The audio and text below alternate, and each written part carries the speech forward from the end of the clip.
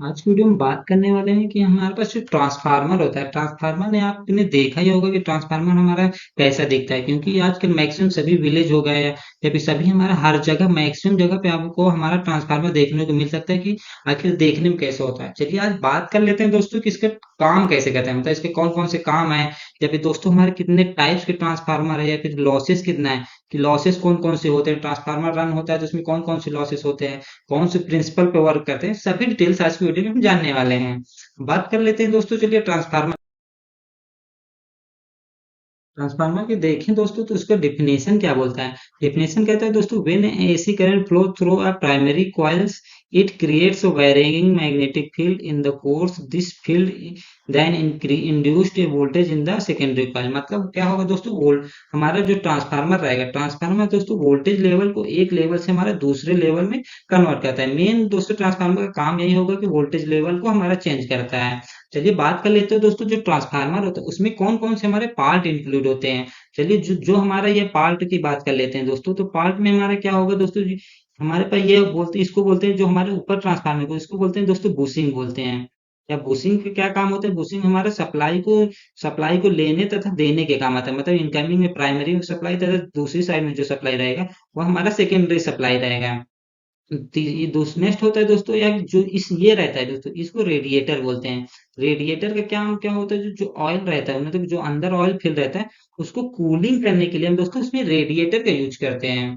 तो ये इसको दोस्तों फ्लोजन वेंट बोलते हैं। इसका क्या होता है, जब ट्रांसफार्मर के अंदर हमारा हाई लेवल में गैस जनरेट हो गया है, फिर या ऑयल का लेवल बढ़ गया है, तो उसको ऊपर लेने के लिए दोस्तों छोटा सा हमारा वेंट बना होता है, जिससे हमारा कुछ लेवल तक हमारा ऑयल ऊपर जा सकता है।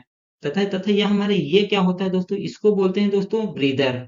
ब्रीदर का काम क्या होता है, ब्रीदर का काम होता है जो ट्रांसफार्मर है हमारा, जो ब्रीद में सांस लेने का काम होता है। जो हॉट एयर होगा दोस्तों उसको बाहर करके कोल्ड एयर हमारा अंदर लेते हैं। तथा इसके साथ में तो एक यूज किया जाता है दोस्तों, उसको बोलते हैं सिलिका जेल। सिलिका जेल का काम होता है दोस्तों, जो हमारा का सिलिका जेल का मेन काम होता है, क्या होता है, जो हमारे पास एयर आता है, एयर में मॉइस्चर होता है, मतलब बाहर से जो एयर रहते हैं उसमें मॉइस्चर को हटाने के लिए दोस्तों हम फिर उसमें सिलिका जेल का यूज करते हैं। सिलिका जेल हमारा जो मॉइस्चर को हटा रिमूव करके एक प्योर एयर को इनलेट करता है। तथा नेक्स्ट हमारा दोस्तों यह होता है, मतलब बॉडी टैंक बोलते हैं, जिसमें हमारा ऑयल फिल होता है। ऑयल के अंदर ही हमारा दोस्तों प्राइमरी तथा सेकेंडरी वाइंडिंग किया जाता है। या दोस्तों हमारा ट्रांसफार्मर का कंस्ट्रक्शन होता है। एक इसमें एक मेन जो होता है दोस्तों, मेन हमारे यहाँ पे एक और पॉइंट आता है दोस्तों, जिसको बोलते हैं दोस्तों बुकोज रिले। यह दोस्तों हमारा बुकोज रिले यहीं पे यूज किया जाता है, जो हमारा एक एक प्रोटेक्शन डिवाइस होता है। मतलब ट्रांसफार्मर में प्रोटेक्शन डिवाइस के लिए बुकोज रिले का यूज किया जाता है। चलिए नेक्स्ट देखते हैं अब। ट्रांसफार्मर हमारा वोल्टेज लेवल को, मतलब जो हमारा वोल्टेज लेवल होता है दोस्तों, उसमें एक लेवल से हमारा दूसरे लेवल में कन्वर्ट करता है। लेकिन यहाँ पे क्या होगा दोस्तों, जो पावर होता है दोस्तों, पावर हमारा हमेशा कांस्टेंट रहता है। क्योंकि आपने अगर ट्रांसफार्मर में नेमिंग देखा होगा कि अगर हमारा 2.5 केवी का ट्रांसफार्मर वो हमारा पावर हो गया, लेकिन अगर वोल्टेज देखें तो 230 वोल्टेज को 440 वोल्ट में, या 440 मतलब एक लेवल से दूसरे लेवल में हमारा कन्वर्ट करता है। या दोस्तों इलेक्ट्रोमैग्नेटिक प्रिंसिपल पर हमारा वर्क करता है। बात कर लेते हैं दोस्तों इसकी वर्किंग की। वर्किंग से पहले हम देखते हैं इसके कंस्ट्रक्शन में हमारा एक कोर होता है। कोर में दोस्तों हमारे दो वाइंडिंग किया जाता है। एक तो होता है दोस्तों प्राइमरी वाइंडिंग, तथा हमारा एक होता है जो सेकेंडरी वाइंडिंग। प्राइमरी वाइंडिंग में क्या है दोस्तों, हम इसमें सप्लाई देते हैं। मतलब हमारा इस साइड में हमारा सप्लाई दिया जाता है, जैसे फेज तथा न्यूट्रल हमारा सप्लाई दिया जाता है। सप्लाई देने के बाद क्या होगा दोस्तों, कि जब इसमें हमारा एक करंट जब फ्लो होगा, करंट फ्लो होगा तो एक मैग्नेटिक फील्ड जनरेट होगा। तो हमारा जो मैग्नेटिक फील्ड होगा दोस्तों, ये हमारा मैग्नेटिक फील्ड जो होगा वह सेकेंडरी कॉइल से हमारा पास होगा। सेकेंडरी कॉइल से पास होने पे क्या होगा दोस्तों, जो सेकेंडरी कॉइल रहेगा उसमें भी हमारा एक ईएमएफ जनरेट हो जाता है दोस्तों। ईएमएफ मतलब इलेक्ट्रोमैग्नेटिक फोर्स जनरेट होगा, जिससे हमारा ईएमएफ जनरेट होने के बाद दोस्तों उसमें हमारा वोल्टेज जनरेट हो जाता है। वोल्टेज जनरेट होने के बाद हमारा उसमें सेकेंडरी में हम उसमें आउटपुट प्राप्त कर लेते हैं। यह दोस्तों क्यों होता है, क्योंकि अगर फैराडे का लॉ होता है दोस्तों, फैराडे का लॉ यह कहता है कि दोस्तों कि किसी भी करंट करेंट कंडक्टर को जब किसी मैग्नेटिक फील्ड में रखा जाता है, मतलब ये करंट करेंट कंडक्टर किसी मैग्नेटिक फील्ड में रखा जाता है, उसमें हमारा एक ईएमएफ जनरेट होता है। ईएमएफ जनरेट मतलब इलेक्ट्रो मैग्नेटिक फोर्स जनरेट होता है, जिससे हमारा वोल्टेज का जनरेशन हो जाता है, जिस तरह से हम उसको आउटपुट को मिल जाता है। या दोस्तों ट्रांसफार्मर की वर्किंग हो सकती है। मतलब इस साइड में हम अगर सप्लाई दिया दोस्तों, सप्लाई दिया तो हमारा सेकेंडरी साइड में हमारा दो आउटपुट मिल जाता है।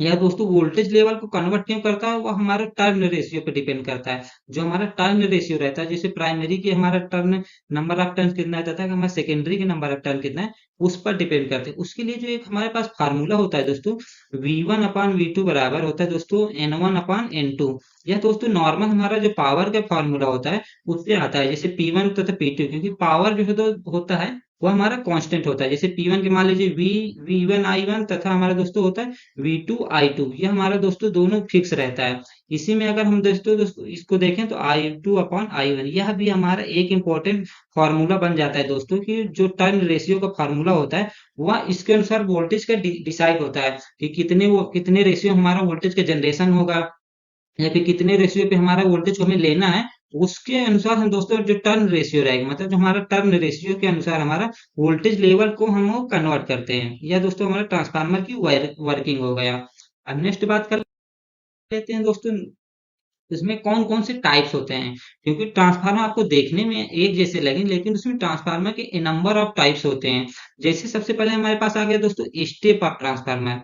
अगर टाइप्स की बात करें दोस्तों, तो टाइप्स हमारे जैसे यूजेस के अनुसार, वोल्टेज के अनुसार, रेशियो के अनुसार। सबसे पहले हम तो वोल्टेज के अनुसार देखें तो उसमें दो टाइप्स के ट्रांसफार्मर आता है।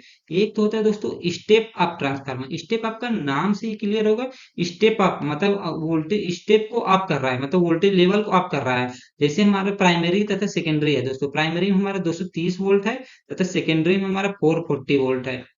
या दोस्तों क्या किया, वोल्टेज लेवल को एक स्टेप अप कर दिया, मतलब वोल्टेज लेवल को हमारा स्टेप अप कर दिया, तो यह होगा दोस्तों स्टेप अप ट्रांसफार्मर।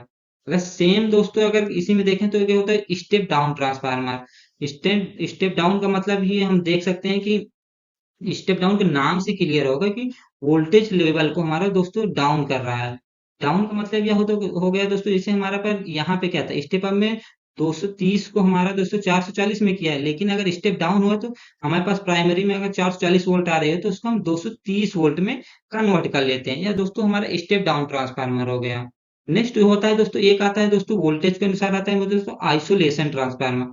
आइसोलेशन का मतलब यह होता है कि नॉर्मली जो ट्रांसफार्मर ऐसे ही होते हैं, लेकिन इसमें क्या होगा, जहाँ पे हमारा आइसोलेट की जरूरत करें, मतलब ट्रांसफार्मर की तरह भी वर्क करेगा तथा एक आइसोलेटर की तरह भी हमारा ट्रांसफार्मर को वर्क करा सकते हैं। मतलब सप्लाई को डिस्कनेक्ट करने के लिए दोस्तों हम आइसोलेशन ट्रांसफार्मर का यूज करते हैं।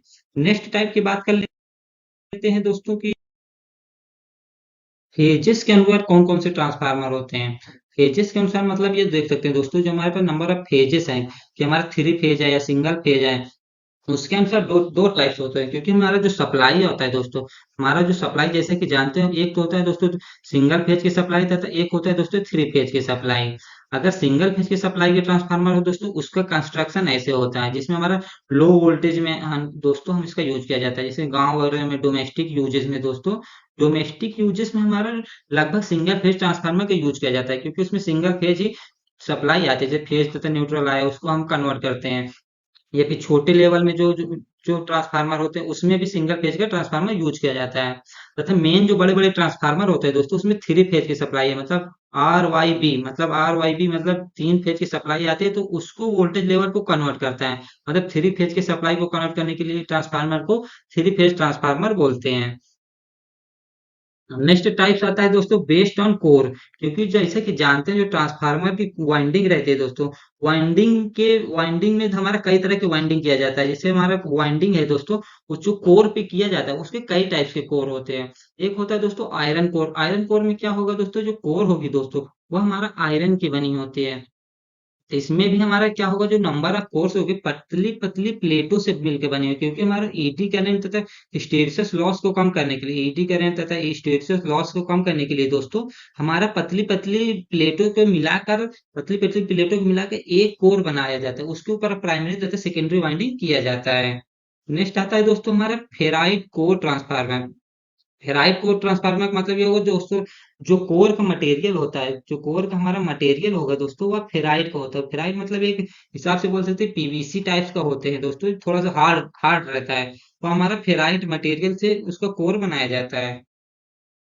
नेक्स्ट होता है दोस्तों air core transformer. Air core का मतलब क्या होगा दोस्तों कि जो कोर तो रहेगा लेकिन आयरन कोर का रहेगा, लेकिन इसका कोर के लिए हमारे कूलिंग की जरूरत नहीं रहती। जो नॉर्मल हमारे ट्रांसफार्मर होते हैं उसमें हमारे कूलिंग के लिए दोस्तों हमारा नॉर्मली ऑयल का यूज किया जाता है, लेकिन हमारा जो ये ट्रांसफार्मर रहेगा दोस्तों एयर कूल वाले, इसमें कूलिंग के मीडियम के लिए हमारा एयर मीडियम का यूज किया जाता है। नेक्स्ट बात कर लेते हैं दोस्तों हमारे बेस्ड ऑन पर्पज। पर्पज के अनुसार हमारे तीन टाइप्स के होते हैं। तीन टाइप्स हमारा एक आता है दोस्तों पावर ट्रांसफार्मर, डिस्ट्रीब्यूशन ट्रांसफार्मर, तो इंस्ट्रूमेंट ट्रांसफार्मर। पावर ट्रांसफार्मर का मतलब ये होगा दोस्तों जैसे हमारे पास सब स्टेशन वगैरह है। सब स्टेशन में क्या होता है दोस्तों, जो मेन ट्रांसफार्मर ये होता है, सब स्टेशन हमारा मेन ट्रांसफार्मर होता है, वहां पे हमारा दोस्तों पावर ट्रांसफार्मर का यूज किया जाता है।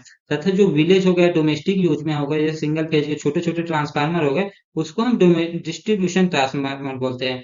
डिस्ट्रीब्यूशन मतलब वितरण, मतलब इसको बोलते हैं तो वितरण, जो सप्लाई को वितरित करता है, मतलब एक छोटे लेवल स्मॉल लेवल में दोस्तों सप्लाई को वितरित करने के लिए, हमारा डिस्ट्रीब्यूशन ट्रांसफार्मर का यूज किया जाता है।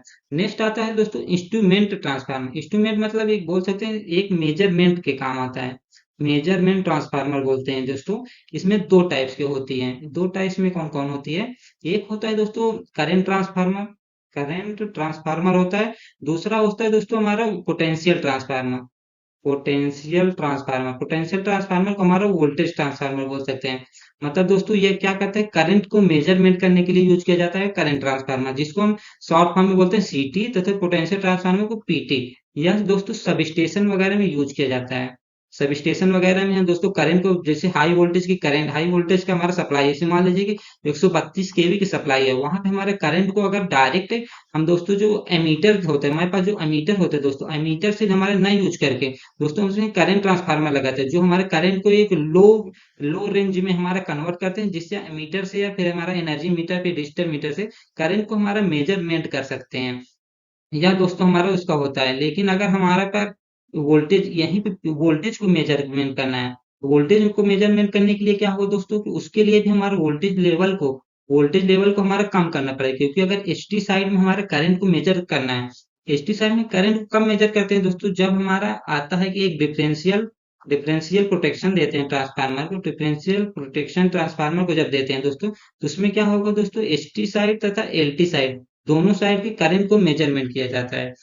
इसीलिए दोस्तों उसको मेजरमेंट करने के लिए डायरेक्ट तो मेजर नहीं कर सकते, इसीलिए हम वोल्टेज लेवल को पहले हमारा कम करते हैं। वोल्टेज लेवल को कम करके दोस्तों उसको वोल्ट मीटर के द्वारा नापते हैं, जिससे हमारा रिले या प्रोटेक्शन या सर्किट ब्रेकर कहीं भी हम उसको यूज कर सकते हैं। नेक्स्ट आता है दोस्तों हमारे पास जो लॉस्ट हमारा टॉपिक बचता है दोस्तों कि लॉसेस कौन कौन से होते हैं। लॉसेस की बात करें दोस्तों कि हमारे पास कई तरह के लॉसेस होते हैं। एक तो बात कर लेते हैं दोस्तों जो लॉसेस होता है, एक होता है दोस्तों कॉपर लॉस होता है, दूसरा हमारा कोर लॉस। कॉपर लॉस का मतलब ये होगा दोस्तों जो हमारा वाइंडिंग किया गया है, मतलब जो हमारा वाइंडिंग किया गया है दोस्तों, वो हमारा कॉपर लॉस होगा। कॉपर लॉस में ये बोल सकते हैं दोस्तों आई स्क्वायर और लॉस भी बोलते हैं, जो वाइंडिंग में कॉपर यूज किया गया है उसमें जो हमारा हीट के कारण लॉस होगा वो हमारा कॉपर लॉस होगा। तो नेक्स्ट आता है दोस्तों कोर लॉस, मतलब जो कोर में हमारा हीटिंग के कारण या फिर जो हमारा कोई भी कोर में प्रॉब्लम आए उसके कारण जो लॉस होगा दोस्तों वो हमारा कोर लॉस होता है।